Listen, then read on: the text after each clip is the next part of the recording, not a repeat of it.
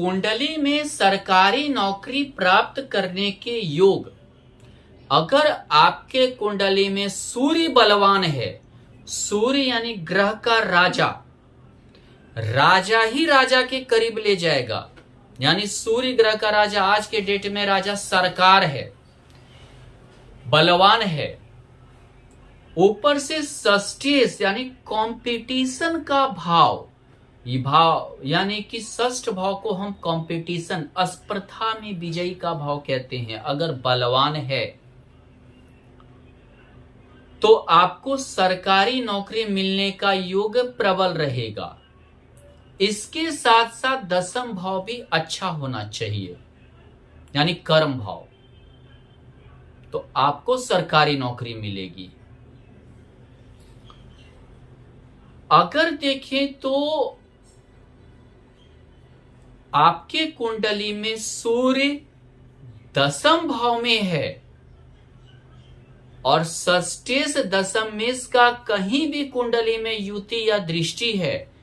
तो आपको सरकारी नौकरी मिलेगा, आप सरकारी नौकरी करेंगे। अगर आपके कुंडली में द्वितीय भाव में सूर्य है, यानी सरकार से धन की प्राप्ति, सूर्य यानी सरकार से धन की प्राप्ति, लेकिन साथ में षष्ठेश बलवान है, यानी नौकरी का भाव, कंपटीशन का भाव, दसम में से अगर कर्म भाव भी बलवान है तो आपको सरकारी नौकरी का योग होगा, सरकारी नौकरी आप करेंगे। द्वितीय भाव में अगर सौगृह सूर्य है, यानी कि कर्क लग्न की कुंडली है, या उच्च का सूर्य है, यानी कि मीन लग्न की कुंडली है, षष्ठेश दशम में का कुंडली में युति या दृष्टि, या अगर वो केंद्र में स्थित हो तो आपको सरकारी नौकरी मिलने का योग प्राप्त होगा, आप सरकारी नौकरी करेंगे। हालांकि शनि नौकर है, नौकर यानी नौकरी, शनि से हम जानते हैं नौकर यानी कि नौकरी। अगर कुंडली में शनि बलवान हो, दसम भाव में कर्म भाव में शनि हो, षष्ठेश के साथ युति या दृष्टि हो, तो भी आपको सरकारी नौकरी प्राप्त होगा। आपके कुंडली में दसम भाव में शनि यानी कर्म भाव में नौकरी का योग तब बनाएगा जब षष्ठेश के साथ युति या दृष्टि में हो, तो आपको सरकारी नौकरी मिलने का योग प्राप्त होगा। आप चाहे रेलवे में,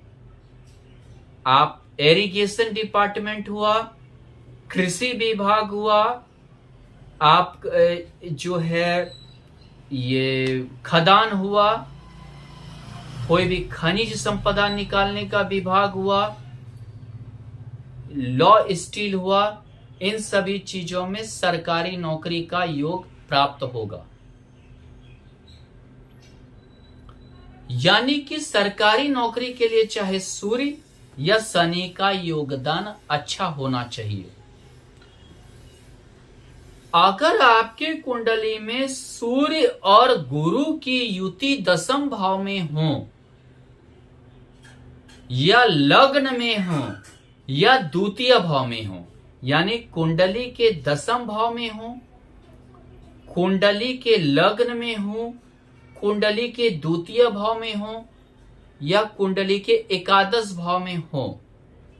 और षष्ठेश बलवान हो, षष्ठेश कहीं दसम भाव में या केंद्र में होकर बलवान हो, तो आपको उच्च पद प्राप्त होगा, सरकारी नौकरी में भी उच्च पद प्राप्त होगा। हो सकता है सचिवालय में आप हो, किसी मंत्री का सचिव हो, किसी को समझिए कि आप सलाहकार हो, सरकारी ऑफिस में सलाहकार हो। इन ऊंचे पद की नौकरी आपको प्राप्त होगी। इसके लिए गुरु बलवान होना चाहिए। खासकर लग्न में अगर धनु लग्न की कुंडली हो, मीन लग्न की कुंडली हो, सिंह लग्न की कुंडली हो, कर्क लग्न की कुंडली हो, तो आपको उच्च पद जल्दी प्राप्त होगा। अगर आपके कुंडली में सूर्य और बुध का युति हो, लग्न में, द्वितीय भाव में, दसम भाव में, एकादश भाव में, साथ में शनि बलवान हो, अगर शनि बलवान हो यानी शनि षष्ठेश के साथ अगर है, तो आपको बैंक में नौकरी होगा, रेलवे में नौकरी होगा, आपको अकाउंटेंट बनेंगे, सरकारी सीए बनेंगे, इन सबों में नौकरी होगी। सूर्य गुरु बुध की युति हो या सूर्य गुरु का युति हो और बुध द्वारा दृष्ट हो, अगर ये युति चतुर्थ भाव, पंचम भाव, लग्न में है, साथ में शनि बलवान है, तो आप मजिस्ट्रेट बनेंगे, उच्च पद प्राप्त करेंगे। आपके कुंडली में सूर्य बलवान हो, सूर्य कहीं भी कुंडली में बलवान हो, उच्च का हो, सौग्री हो, योगकारी हो, अगर केंद्र में सरस्वती योग बन रहा है, सरस्वती योग यानी शुभ ग्रह गुरु बुध और शुक्र का युति कहीं भी केंद्र में है, तो आप बड़े ऑफिसर बनेंगे, आईएएस ऑफिसर बनेंगे। अगर आपके कुंडली में सूर्य बलवान है, योगकारी है, उच्च का है या सौग्री है, अगर आपके कुंडली में अधियोग बन रहा है यानी पर्वत योग, यानी षष्ठेश, सप्तमेश, अष्टमेश का इन्हीं तीन भाव में होना, या नहीं तो सप्तमेश षष्ठ भाव में होना, षष्ठेश अष्टम भाव में होना, अष्टमेश सप्तम में होना, मतलब इन्हीं तीन भाव में होना अधियोग कहलाता है, तो आप बड़े ऑफिसर बनेंगे, आईएएस ऑफिसर भी बन सकते हैं। षष्ठ भाव में मंगल या दसम भाव में मंगल सूर्य के साथ हो, सूर्य और मंगल का युति अगर दसम भाव में है या अगर आपके षष्ठ भाव में है या लग्न में भी है, तो आप प्रशासनिक अधिकारी बनेंगे, आईपीएस बन सकते हैं, या समझिए कि पुलिस डिपार्टमेंट में जा सकते हैं, इन सब, या सेना में कोई बड़े अधिकारी, कर्नल वगैरह भी बन सकते हैं। लेकिन इसके लिए सूर्य योगकारी होना चाहिए और मंगल बलशाली होनी चाहिए,